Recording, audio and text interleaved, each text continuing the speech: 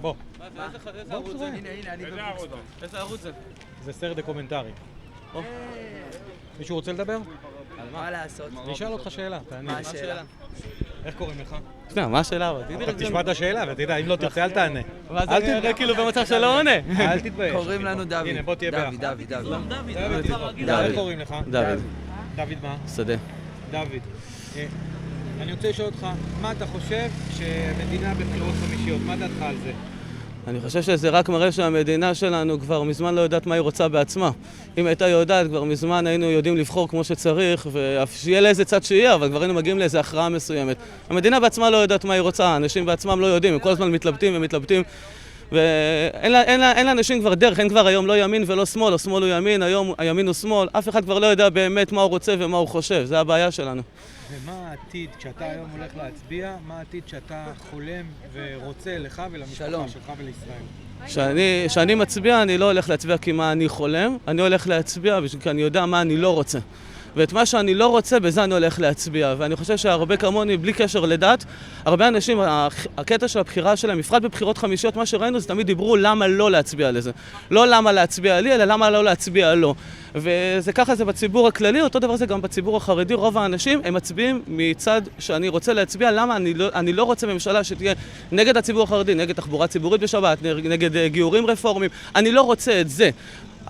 עוד דבר אז אני צריך להצביע לפה בשביל שזה לא יהיה, לא בגלל שאני רוצה דווקא את זה או דווקא את זה. כלומר, אתה מצביע למנוע את מה שאתה לא רוצה שיקרה. בדיוק, זה הנקודה של ההצבעה שלנו. ההצבעה שלנו היא כדי שלא יגיע לצד השני, כי עצם זה שאני לא מצביע, הכל שלי הולך למקום אחר.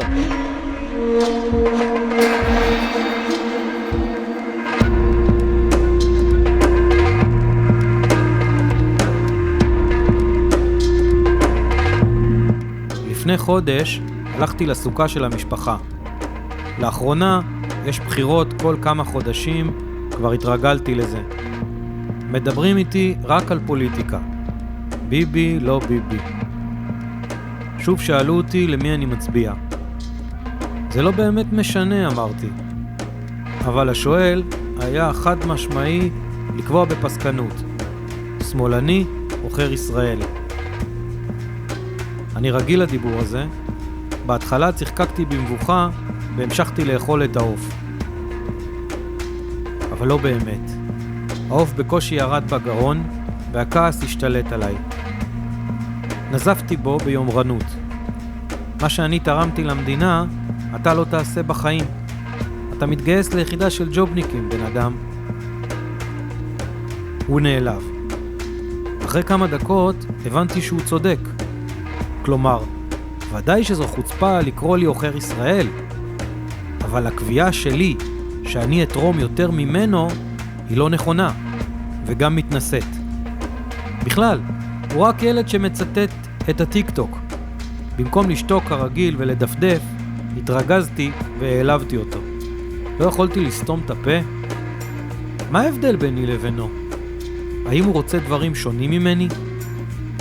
התנצלתי בפניו מספר פעמים. אני מקווה שהוא סלח לי. אני ודאי סלחתי לו. אבל לא הפסקתי לחשוב על זה. האם המדינה שאני כל כך אוהב ולא מוכן לעזוב, מתפרקת לי בין הידיים? פעם לא היינו מעזים לומר אחד לשני מילים כאלה. יום הבחירות הגיע. אני יוצא למצעד ברחבי ישראל, מצעד הקלפיות, מטבריה ועד בני ברק, כדי לשאול את אחיי הישראלים מה הם רוצים ומה יהיה. זו שאלה מאוד מגדירה מה ששאלת, ואני אנסה להתייחס אליה. הרעיון הוא שכשאנחנו שמים פתק בקלפי, כל אחד באמת חש בזה ומרגיש שזה כמין תעודת זהות שלו. יש אנשים שתעודת זהות שלהם שאני ישראלי, וזה מספיק לי, וייתכן עם ככה שאפילו יצביעו גם למפלגות שמאל. יש אנשים תעודת זהות שלהם שיהיה פה דת במדינה, ולכן חשוב להם לעבור למפלגות הימין. יש אנשים שאכפת להם שיהיה גם תורה ומצוות, שיוכלו ללמוד פה תורה, שיהיה פה שבת בארץ. המפלגות של הדתיות, כמו ש"ס או ג' וזה מה שיש לי ביד ג', הן נלחמות כמו תמיד על השבת, על הקיום של התורה המדינה, ולכן זה כל כך הכרחי לנו. שלום לך אדוני, מה שמך? שמי משה בישראל. משה אני בן של לוחם... משה מה? משה לוסי.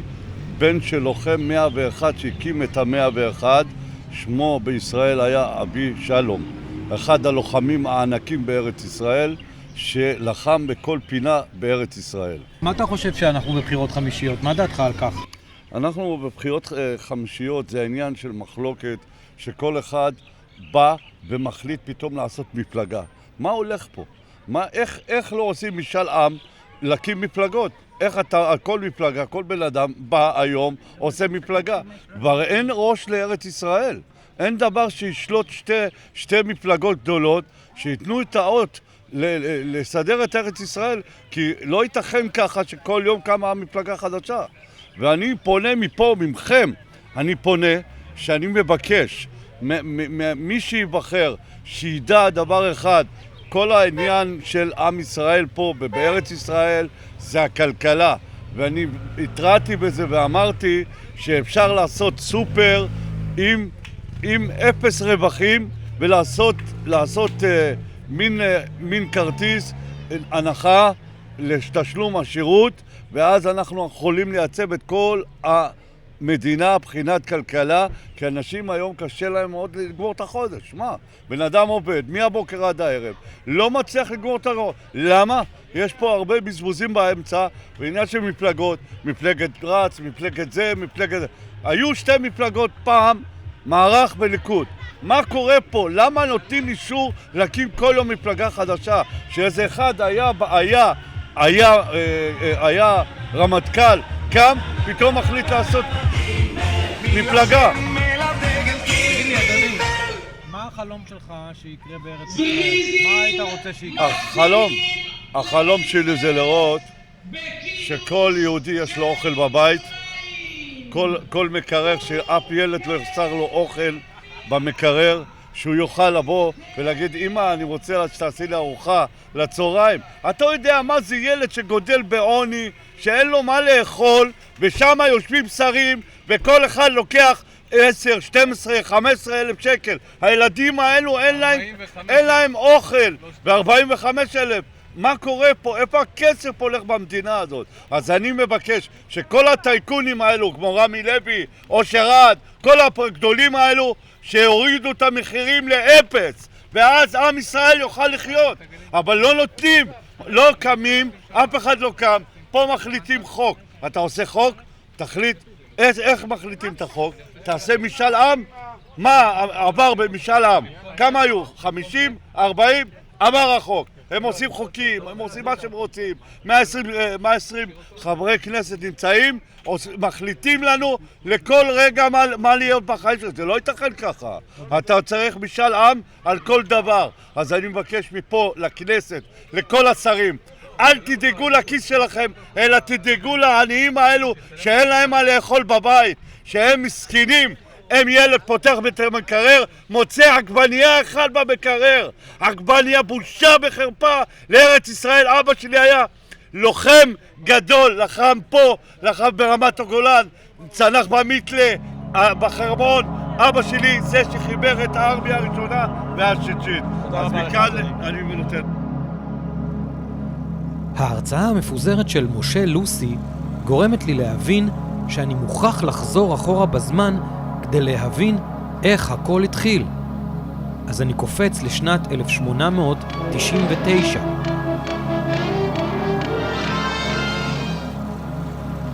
המדינה החדשה שוכנת בארץ ישראל, המבוססת על אידיאלים אנרכיסטים, סינדיקליסטים, ואין בה אמצעי כפייה. האדמה שייכת לכל. הבנקים, התעשיות, העיתונות והמסחר הקמעונאי נמצאים בבעלות ציבורית. החקלאות פורחת בעזרת מפעלי השקיה המחיים את שטחי המדבר. הביצות יובשו כבר. התחבורה מושתתת על חשמל המופק מכוח המים, הזורמים בכוח הפרשי הגובה בין הים התיכון לים המלח. יום העבודה הוא בין 7 שעות, ולנשים זכות בחירה מלאה.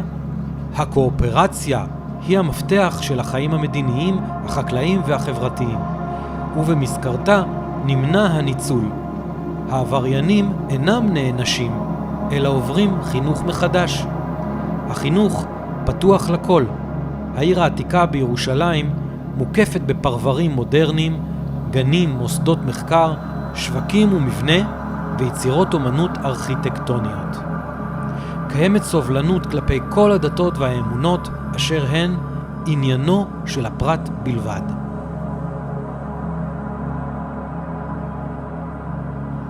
את הדברים האלו כתב בנימין זאב תיאודור הרצל, הידוע כיום בקצרה הרצל. הוא האב המייסד של מדינת ישראל. חוזה המדינה, את זה אתם בטח יודעים. בספר שהוא כתב, אלטנוילנד, הוא ניסה לתאר את המדינה עליה הוא חולם, ואותה הוא חוזה. התיאור הזה מציג אוטופיה, כלומר חברה מושלמת, סדר חברתי אידיאלי. אין בעולם מדינה שהיא אוטופיה, למעט אולי המדינות הסקנדינביות. אבל הרצל, הלא הוא חוזה המדינה, רצה להאמין שגם אנחנו יכולים לבנות מדינה אוטופית. הרצל חזה ורצה אוטופיה במדינה היהודית. האם הרצונות שלו התגשמו? זה זוועה. זה אסון. ואני אומרת גם, אולי גם חורבן בית שלישי. הלוא פעמיים חורבן בית ראשון. כנראה שזה בדרך. מלחמת יהודים. הציבור לא מאמין בממשלה הזאת שקיימת היום, ולכן הגענו לבחירות נוספות. חייבים להגיע למצב, אנשים פשוט לא יכולים להסתובב ברחובות בביטחון. יש אנשים, הם מרגישים כאילו שהם אורחים פה, הטרור משתלט. אין אפשרות פשוט לחיות פה במדינה הזאת, המדינה פשוט הולכת מדחי לדחי. לכן אנחנו מקווים שבעצם כמה שיותר, לפחות 15 מנדטים נגיע עם איתמר בן גביר. שאנשים לא יפחדו להישאר בבית.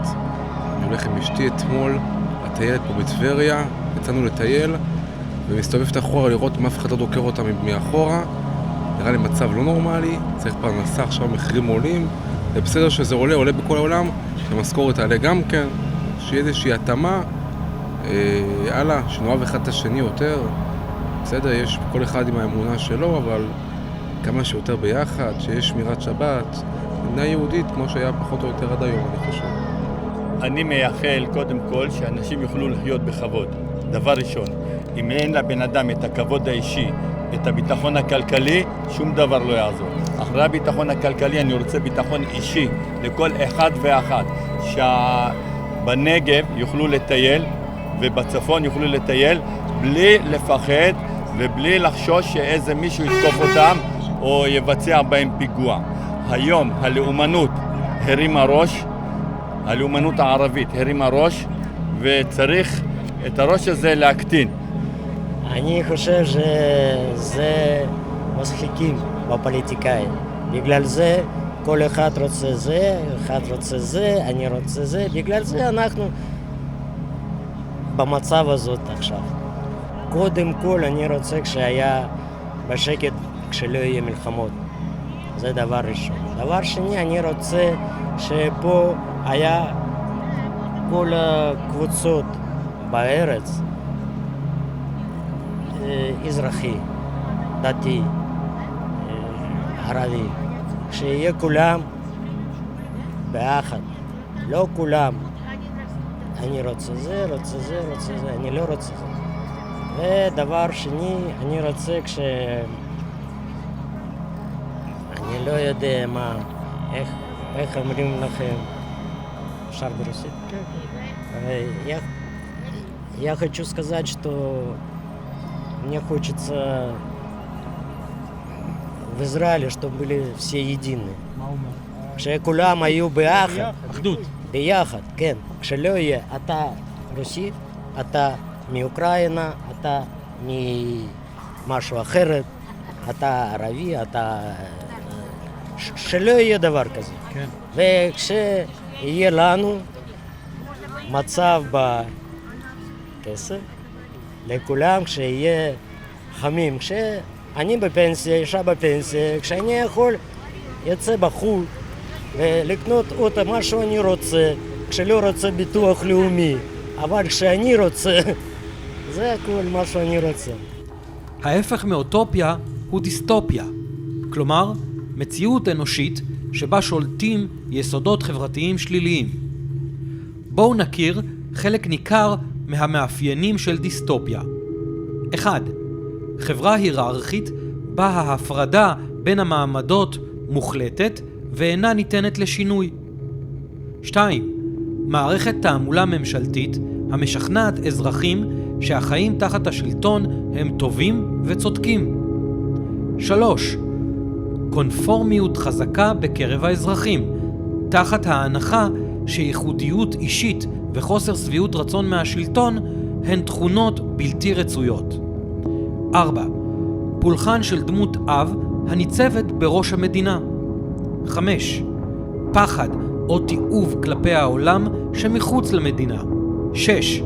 רוב גדול של עניים החיים בתנאי חיים קשים, ומנגד מיעוט של עשירים אשר חיים באושר מופלג.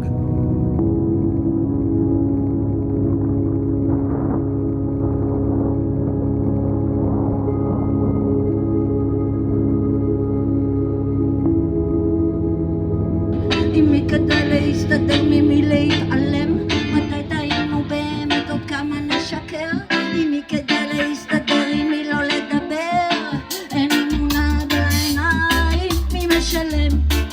בינתיים אין אמונה בפוליטיקאים, הם משקרים, כן. רגע לפני שאני עוזב את טבריה הקדושה, אני נזכר במפגש שלי עם הזמרת הרסטפארית ים במרכז של תרבות הנגד של ימינו, פרדס חנה. צילמתי אותה בהופעה, שרה את השיר שלה, אין אמונה בפוליטיקאים.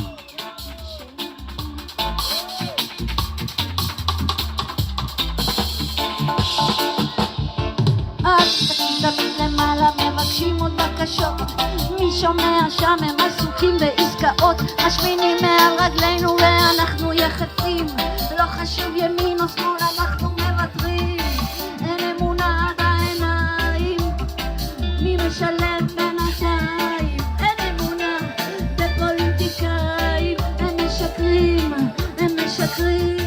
עוכר ישראל שמאלני? פתאום נופל לי האסימון. בדיסטופיה, כל דעה שלא תומכת בשלטון נתפסת כלא לגיטימית ובלתי רצויה.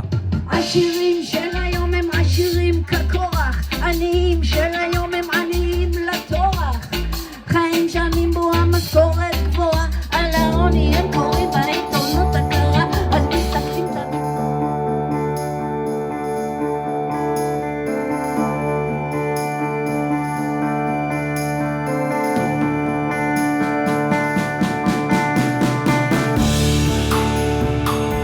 שלטים ונופים, זה מה שתצלם. אני מכריז בחשיבות עצמית.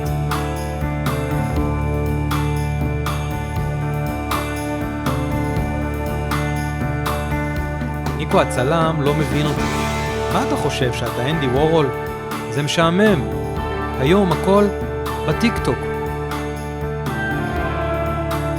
טיק טק, טיק טק.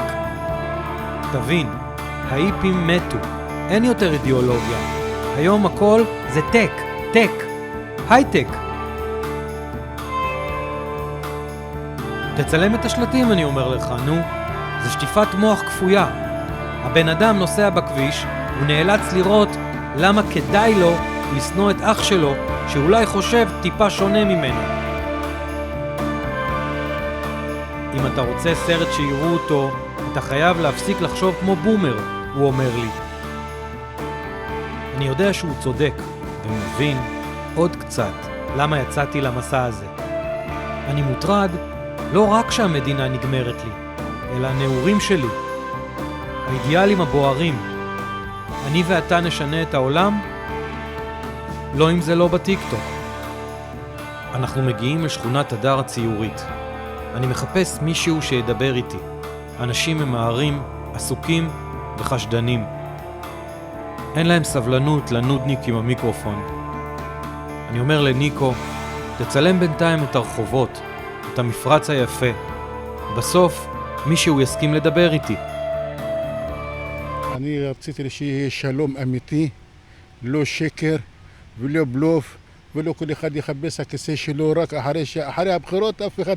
אני כדוגמה, אני התקשרתי לאיימן עודה והתקשרתי לטיבי, היה לי קצת בעיות ואף אחד לא ענה לי אפילו לטלפון. אז איך אתה רוצה? תשמע, אני חושב שליברמן יותר צודק מכולם. ליברמן יותר צודק מכולם. סמוטריץ' יש לו את הדעות שלו, הוא לפי מה שהוא חושב שהוא צודק. אבל אני לא מאמין למגזר, לחברי הכנסת הערבים במילה אחד. שהם לא מעניין אותם מהציבור שלהם, רק הכיסאות שלהם. לא עשו לנו כלום. זה מה שאני חושב. אני אופטימי, תמיד אני אופטימי. אני מקווה גם שיהיה שלום, ושלום אמיתי, שנוכל ללכת לכל המקום, בלי פחד. גם הציבור היהודי שידע שיש בו מגזר ערבי שמגיע לו גם לחיות. כמו שמגיע ליהודים לחיות, גם מגיע למגזר הערבי שיחיה. ואני מקווה שיהיה שלום אמיתי. אחד שיאהב את השני, יהודי שיבוא אצלנו לבקר, אנחנו נלך לשם לבקר. אני לא רואה שום בעיה, אני לא יודע מה הבעיה הזאת, שהם חושבים שזה האסון של העם הפלסטיני והיהודי. אנחנו יכולים לחיות ביחד, חיינו ביחד כל הזמן, אבל כל אחד מחפש את הכיסא שלו ומחפש שיהיה ראש ממשלה כמו ברשות הפלסטינית או בישראל, זה אותו דבר, אותו דבר. שם גזענים ובו יש אנשים גזענים, ואני מקווה שכולם ילכו וישארו רק האנשים הטובים. אנחנו חייבים לחיות ביחד, חוץ מזה לא יעזור לנו כלום. לא רוסיה תעזור לנו ולא אמריקה תעזור לנו. אנחנו חייבים, אנחנו נדבר אחד עם השני. רק ככה השלום יהיה. אני אוכל איתך, אתה תאכל איתי, אתה תבוא לבקר אצלי, אני אבוא לבקר אצלך. זה החיים, ככה. כל הזמן היה שקט והיה הכל בסדר. אבל לא יודע, העולם מתאבך, דרך תסתכל מה... אתם רוצים שיהיה כמו שברוסיה, כל הזמן אינתיפאדה, אנחנו רוצים, העם הפלסטיני רוצה כל הזמן בעיות. מה זה? אי אפשר לחיות ככה, אנחנו רוצים קודם כל את הפרנסה שלנו, את האוכל שלנו, זה מה שמעניין אותנו. לא כמו, הנה, לך תסתכל בסוריה, לך תסתכל בלוב, לך תסתכל בלבנון, לך תסתכל בירדן, תסתכל במצרים. נכנסים להם למסגדים והורגים אותם. לא רוצים שנגיע למצב הזה, ולא רוצים אנשים כאלה, רק להגיד, אנחנו מייצגים אתכם. איפה מייצגים אותנו? אתה מתעסק בשטויות שלך. אתה לא מתעסק בשטויות שלי. אני התקשרתי לך, איימן עודי, 20,000 פעם. התקשרתי לך טיבי 20,000 פעם. אף אחד לא ענה. אף אחד לא ענה. אחרי הבחירות לא מכירים אותך. זה האמת.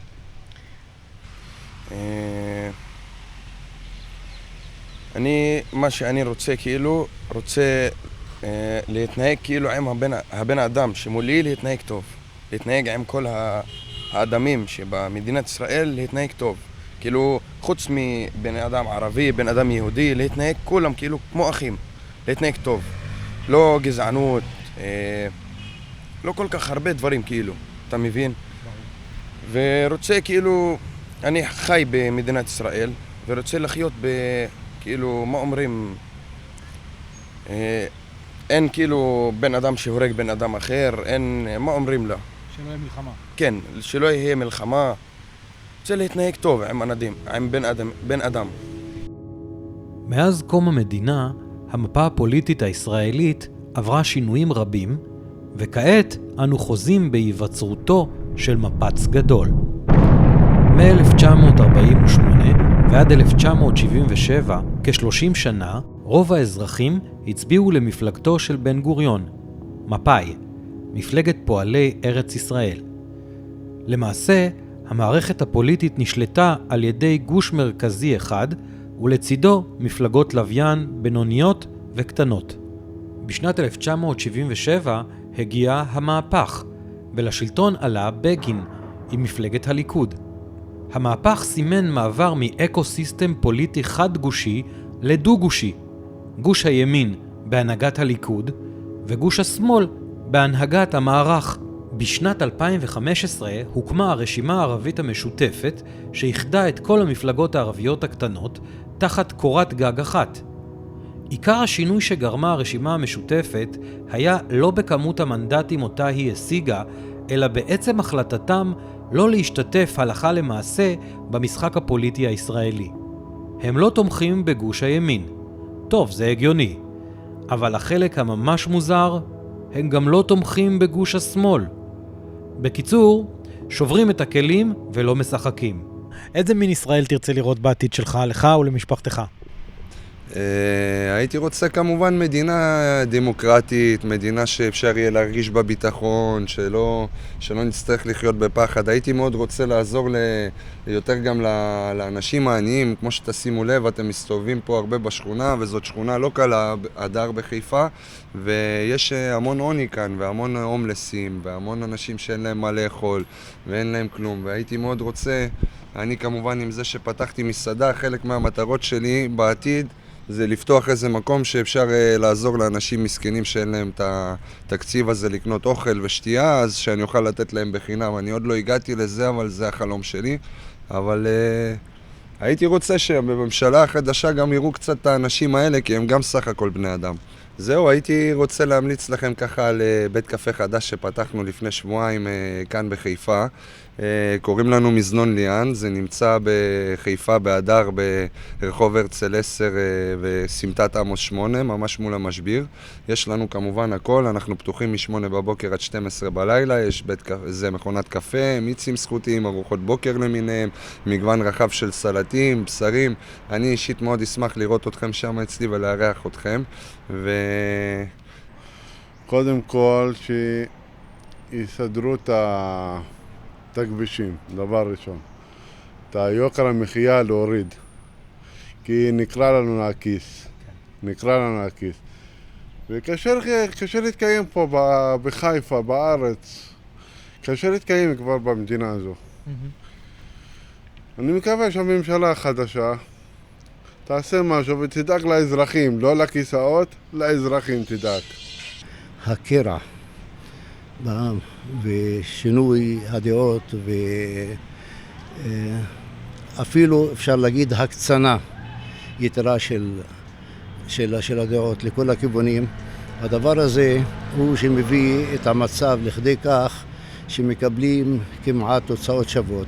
והתוצאות השוות האלה בין נגיד שמאל לימין, בין כל מיני תפיסות שאני לא הולך לפרט אותם עכשיו, כל אלה מביאים את האנשים לכך, או מביאים את המצב לכך, שמדי פעם יהיו בחירות.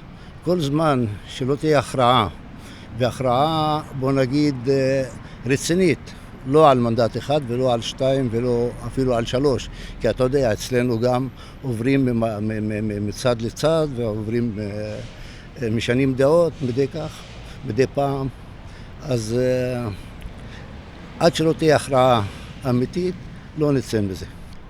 יציבות, שלווה, שאנשים יחיו בשלווה ובשקט, ושנפסיק לתקוף אחד את השני, ושנפסיק להפיץ כל מיני דעות קיצוניות אחד על השני, שדעותינו יהיו כמו שהיו פעם, חיוביות, ואפילו אם זה לא חיובי, אתה צריך איכשהו להסתיר את זה, ולא להגיד את זה בראשי חוצות, שאת זה אני אוהב, ואת זה אני לא אוהב, ואת זה אני רוצה ללכת איתו, ואת זה אני לא מוכן להתפשר איתו, ואת זה צריך להיות בארץ הזו, וזה צריך לעזוב את הארץ הזו. כשנגיע לדבר הזה, אז אנחנו נהיה במצב מצוין. במצב הזה, 10 עד 15 מנדטים יצאו מהמשחק.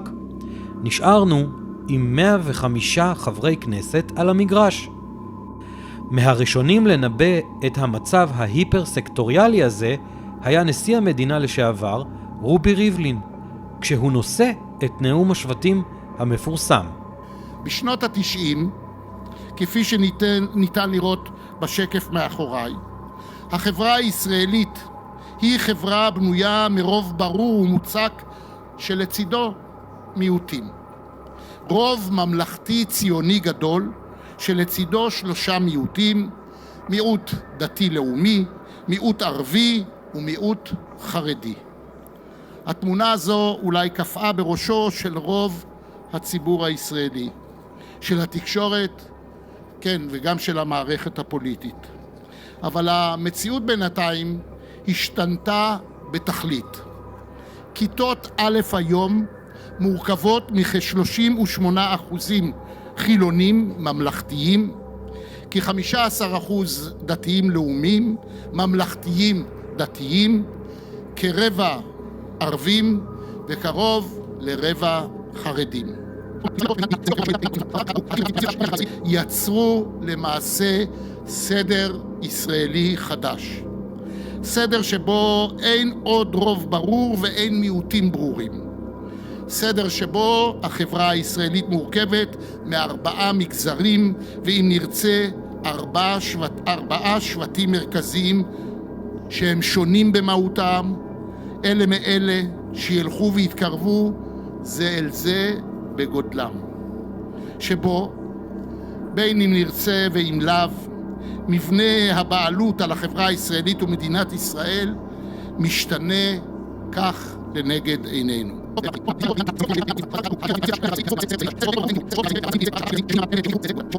מבנה שעבור רבים מאיתנו נתפס כאיום על אופייה החילוני-ליברלי של מדינת ישראל מצד אחד, ועל המפעל הציוני מהצד השני.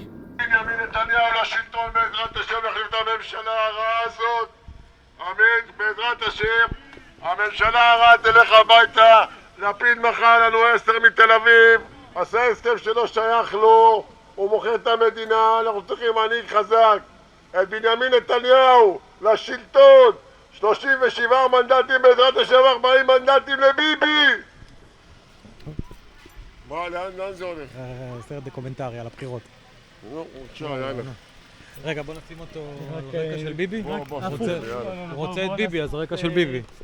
אני מדבר עם המיקרופון. לא, זה... תן לו. זה מגניב דווקא. אתה רואה או בעד? אני פשוט קצת יהיה רחוק בגלל שזה. כן. רגע. רק בנימין נתניהו לשלטון, רק בנימין נתניהו. לא לתת ללפיד מוכר את המדינה. מה עם התקשורת של גנץ? מימד חמישי, התקשורת שותקת. ליברמן קורא לזרוק את הדתיים למזבלה. בתקשורת שקט.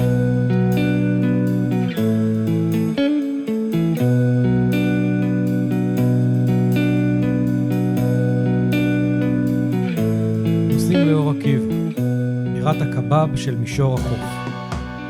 מכונת התעמולה מפמפמת לי בראש, אבל אני חושב כרגע רק על הקבב שם, בכיכר של אור עקיבא שם, בסיבוב.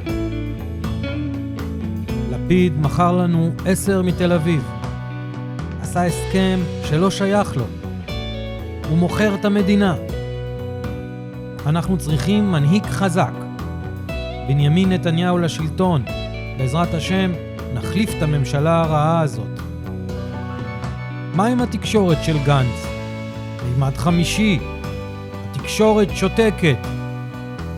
ליברמן קורא לזרוק את הדתיים למזבלה. בתקשורת שקט.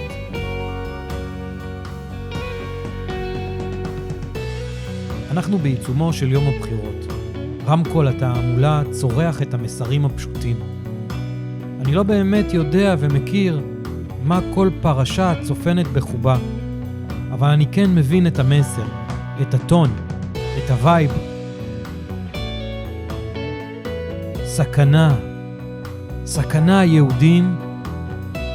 רגע לפני שהבית בוער, הצילו, תצילו. אל תיתנו יד לבוגדים. אם תצביעו לי, אנחנו נצליח, נציל את המדינה. הכל יהיה פה הרבה יותר טוב. טוב, שיהיה טוב, אבל הראש שלי כרגע עמוק בקבב. למרות אווירת הנחיים שאופפת אותי, התשובות ששמעתי בשכונת הדר החיפאית נותנות לי תקווה. האנשים שם דיברו על הרצון לשלום, לאחווה, לסולידריות, על דאגה לעניים. אולי השאיפה לתיקון עולם עוד לא מתה? אולי ניקו טועה? אולי לא הכל סובב את האלגוריתם של טיק טוק.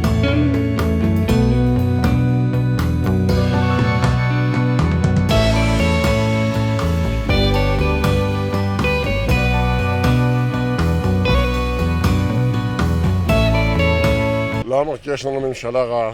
1.5 שנה סבלנו מעליות מחירים. נמאס לנו, רוצים שינוי. הם הבטיחו שינוי לרעה.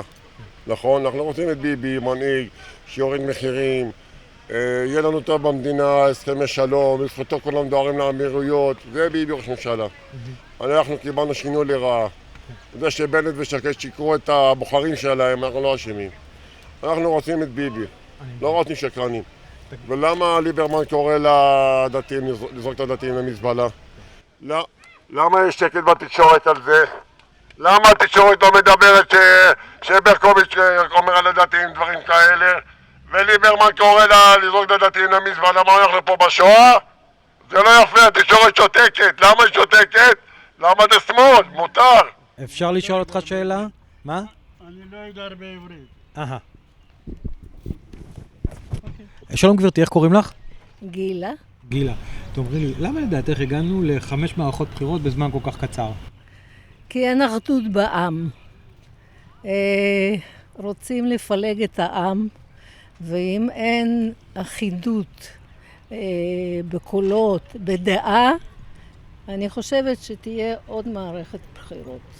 שאין כפייה דתית, יש חופש דיבור, חופש הלכה, חופש דעה, ולא שמישהו מלמעלה יכתיב לי איך להתלבש, מה להגיד ומה לעשות. קיבלנו פה שינוי לרעה, עליות מחירים, דלק, חד פעמי, רק בנימין נתניהו, רק בנימין נתניהו. זה דוברמן. דוברמן הרשע שמעלה מחירים, שקורא לזרוק את הדתיים למזבלה בתקשורת שקט.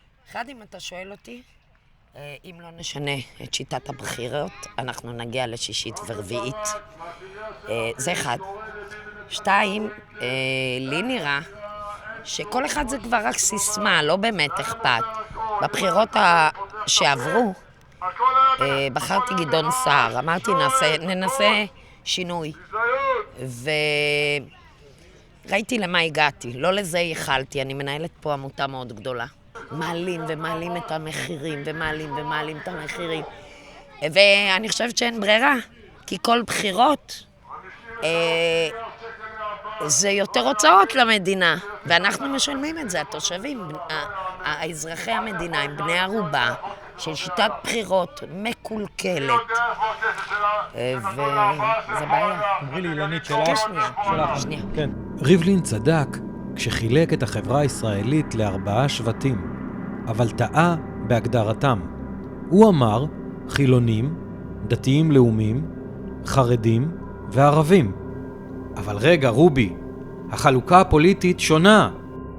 ימין חילוני, שמאל חילוני, דתיים בדלנים משיחיים וערבים. כל עוד הערבים יושבים על הגדר ולא מחליטים מי הבחירה הפחות רעה עבורם, פוליטית מדובר ב3 שחקנים מרכזיים. השחקנים החדשים במגרש משחקים משחק ילדים פופולרי שנקרא מ3 יוצא 1. לאחר שנפלט שחקן מהשלישייה, נותרים 2 השחקנים לשחק זוג או פרד. מי שמנצח שולט בכיפה. ליטרלי. תחת הרושם של משפטי נתניהו וסירובם של מפלגות לשתף פעולה עם החשוד בפלילים, ניסו לעשות קונץ פטנט. הם קראו לזה ממשלת השינוי. היא הורכבה מבליל של מפלגות בעלות תפיסות עולם שונות לחלוטין. כאשר ממשלה זו נפלה אחרי זמן קצר, הגדיר את הסיטואציה חבר הכנסת ניר אורבך. ניסוי שנכשל. מה שניסה אורבך לומר זה שממשלה הנסמכת על חברי כנסת בעלי דעות מנוגדות לא יכולה לממש את תכליתה והיא תתפרק במהירות. מה שאכן קרה. הפטנטים נגמרו. לא נשארו קונצים במגירה. האם ישראל בדרך להיות דיסטופיה?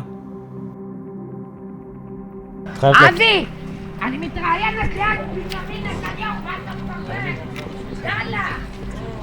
ביקשתי פעם, תהיה בן אדם. חברים! עברו אותה לשלטון! לא יקרה! לא מושכת, דניס, לא! אוהבים אותך פה. אני גם אוהבת את התושבים, ממי. אני אוהבת את כולם, פשוט. צריך שאתה ואני נוכל לעבוד בכבוד, לקנות בכבוד, למלות את המטען בכבוד, ולא לחיות על הלוואות, ולא לחיות מהיד לפה, ולא לקבץ נדבה. צריך, אתה יודע מה? להחזיר את הכבוד לאנשים.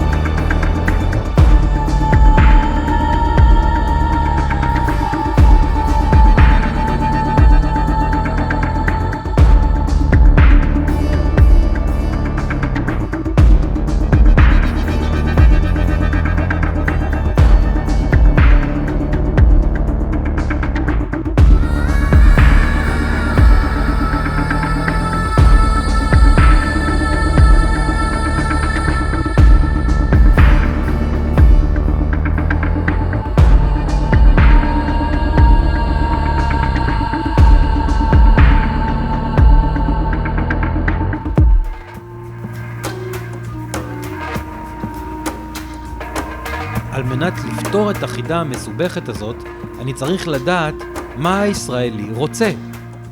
אני אעזר בפסיכולוג יהודי אמריקאי מפורסם בשם אברהם מאסלו. היהודי הזה האמין שהאדם שואף להגשים ולפתח את עצמו. הוא קרא לתיאוריה הזו הגישה ההומניסטית. מאסלו המציא פירמידה. על פי הפירמידה הזו, לכל בני האדם יש את אותם צרכים בדיוק. זה ממש לא משנה אם אתם חסידי גור, בדואים מהנגב, סטודנטים לאומנות בבצלאל, או מתנחלים מחומש. על פי מאסלו, אתם תרצו את אותם דברים בדיוק. ההבדל הוא בחשיבותם. בואו נציץ בפירמידה. היא מאוד פשוטה להבנה. בתחתית הפירמידה, הצרכים החשובים ביותר הם צרכים פיזיולוגיים בסיסיים, כמו למשל חמצן, מזון, מים וכך הלאה. בלעדיהם, אף אדם לא יכול להתקיים. הצורך הבא הוא ביטחון בקיום הפיזי, כלומר ביטחון של הגוף, בריאות, תעסוקה, משאבים, כסף, רכוש. לאחר מכן מצטרף הצורך בשייכות, זהות ואהבה, החברויות שלנו, המשפחה וקרבה מינית. השכבה לפני האחרונה של מאסלו עוסקת בכבוד והערכה, הערכה עצמית, ביטחון עצמי, הצלחה, כבוד לאחר. ואחרי כל אלו אנו יכולים להתפנות למימוש עצמי, מוסריות, יצירתיות, ספונטניות וחוסר דעות קדומות. למה לדעתך ישראל הגיעה למערכת בחירות חמישית בתוך זמן כל כך קצר? בגלל שהכל פה מבורדק, אין סדר. יש חוסר, קודם כל חוסר בין כל מה שהולך בממשלה, שקורה אצלנו בממשלה, הכל פשוט שחיתות ורמאויות, וזהו. לא יהיה יוקר המחיה, ירד, המחירים ירדו, נהיה יכולים לקנות דירות, ללמוד בצורה שהיא לא עושקת, וביטחון. כי אני מארצות הברית, זה לא... אני חושב שזה לא נראה טוב, אבל אם אנשים צריכים את זה, אז כן. I think security is the most important. אני אמרתי שאני מארצות הברית, אבל יש לי משפחה פה, אני רוצה שהם יהיו safe. אז security זה ממש חשוב בשבילי. אני חושבת שזה הממשלה שלנו בסופו של דבר. אני חושבת שאנשים ממשיכים לחיות, אנשים בוחרים, אנשים עושים את מה שהם יכולים לעשות. אבל הממשלה היא די כאילו מנותקת מהאזרחים, כאילו, אז... יותר מדי מפלגות, לא מספיק הבדל ביניהן. תורת המשחקים קלאסי. כן. אני חושבת שזה בעיקר באלמנט הכלכלי, שמחירי הדירות יהיו הגיוניים, שאנשים יוכלו לקנות דירה, שיהיה תחבורה ציבורית נורמלית, ושבסופו של דבר אני חושבת שיש הרבה רעיונות מאוד טובים שגם הממשלה רוצה שיתרחשו, אבל הם פשוט לא מתרחשים, כאילו, הם מאוד תקועים. להגיע לפרק זמן של 4 שנים בלי בחירות, עם הסכמות, וזהו. שקודם כל המדינה שלנו תהיה מסודרת, שיהיה סדר בכל מקום, שהמערכת שלנו בכל מקום, משרד הבריאות, משרד העירייה, באוניברסיטאות, בבית הספר, בכל המקומות של המדינה, שיהיה סדר. שהכל יהיה כמו שצריך, שהכל יהיה מסודר. כרגע אצלנו בארץ אין סדר. אני מקווה שזה בעתיד יהיה הכל מסודר. זה למה שאני מקווה. מה השאלה? נראה לי שזה פשוט בלגן. זה בלגן גדול, אני יכול להגיד. זה הדבר היחידי שנראה לי שאנחנו גם נגיע לבחירות החמישי ושישי. כי אם אנחנו לא נמצא את הבלנס, האמצע, זה נקודת שנסתדר מכולם, לא נצא מזה. אז אני מקווה שנגיע לנקודה שהיא נקודה מסודרת.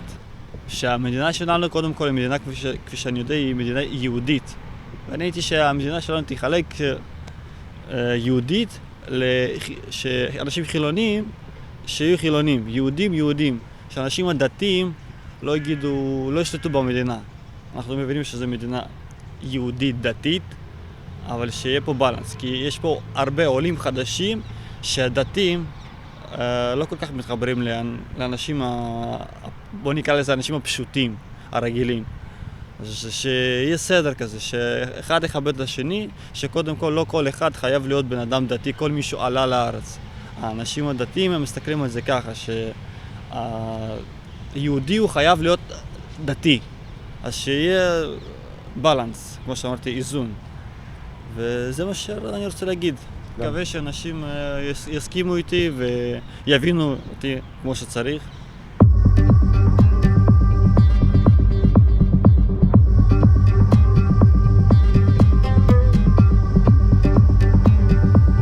יום הבחירות עומד להיגמר. אני מותש ורצוץ ממחשבות. רגע לפני שאני וניקו צוללים אל מחילת הארנב, הקרויה בני ברק, אני חושב על הרצל והאוטופיה הפסיכדלית שלו. הרצל רצה טוב, אבל משהו בדרך השתבש. 74 שנים אחרי שהחזון שלו התגשם, מחלה אוטואימונית תקפה את הגוף ומאיימת לחלות אותו. רק אלוהים יכול לעזור לנו עכשיו, ואותו הכי טוב לחפש בבני ברק. העיר לבשה חג, ילדים על אופניים מקושטים בדגלי המחנה. ש"ס צהוב, יהדות התורה ירוק. רמקולים צורכים את מרכולתם הפוליטית. אבל הם לא מציעים כלכלה בריאה או ביטחון ושלום, יותר בכיוון של מי להשם אליי. קריאתו של משה רבינו, לאחר שירד מהר סיני וראה שבני ישראל חטאו בחטא העגל. משה אוסף אליו את נאמני אדוני ומצווה אותם להרוג את החוטאים.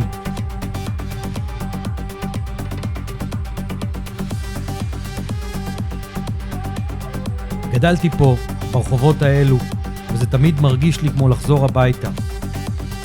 אין עוד מקום כזה בישראל כמו בני ברק.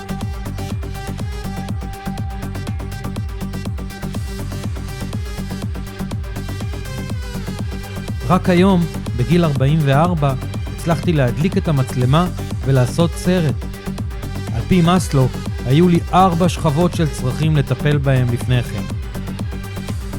אבל גם כשהייתי רעב ללחם, חסר הגנה וללא אהבה, הזדקקתי לאותו מימוש עצמי. הוא פשוט עמד בצד והמתין לתורו.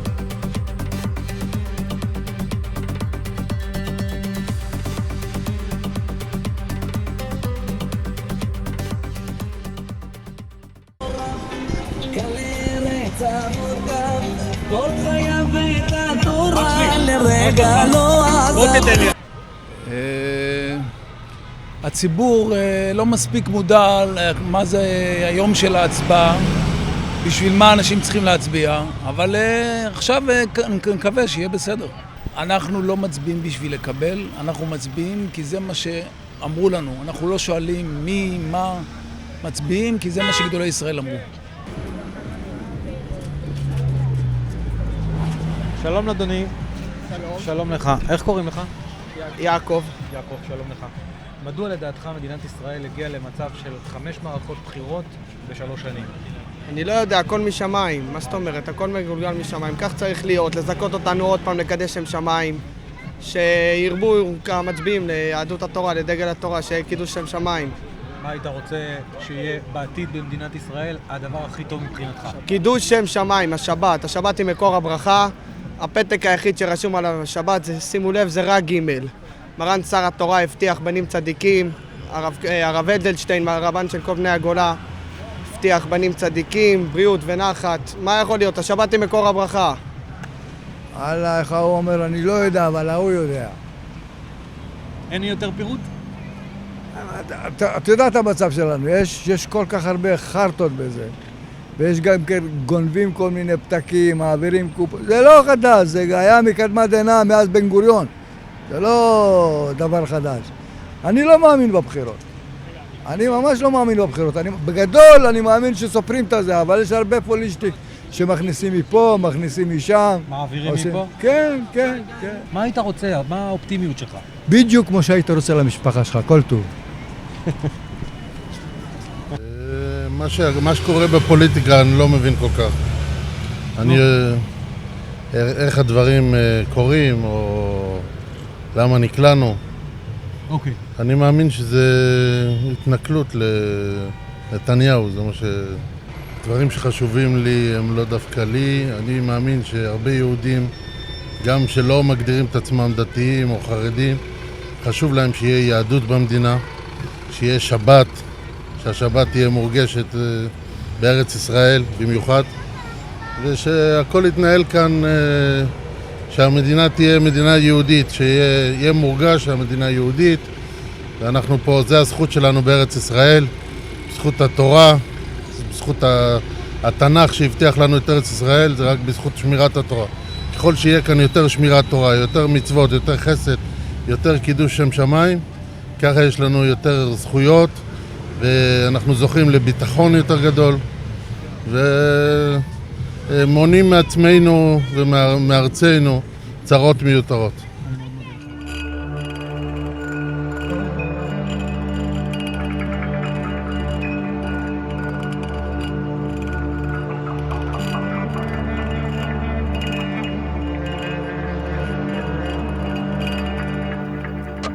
מסלו לא טעה.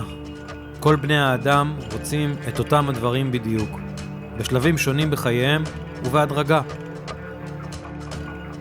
שלום מטבריה אמר שהכי חשוב שלילד יהיה ארוחת צהריים, ולא רק עגבנייה במקרר.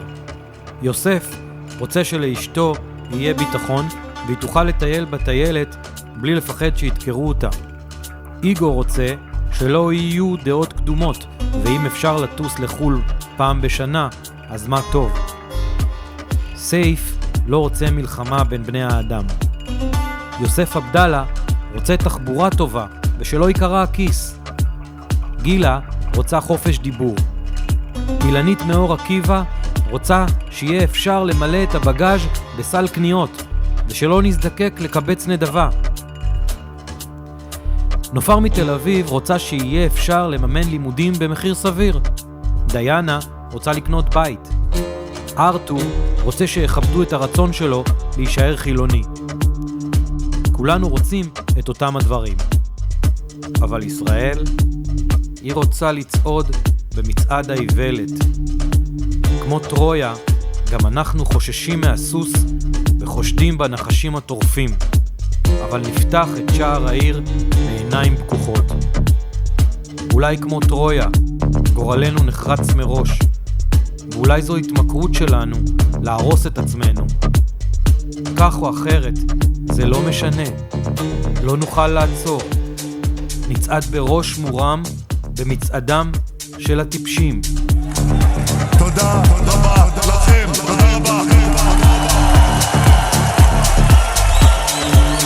אני מבקש לומר בשמי ובשם שרה, אנחנו באמת אוהבים אתכם מכל הלב, מעומק הלב, מתוך הנשמה. תודה רבה לכם. אני מבקש לומר לחבריי וחברותיי,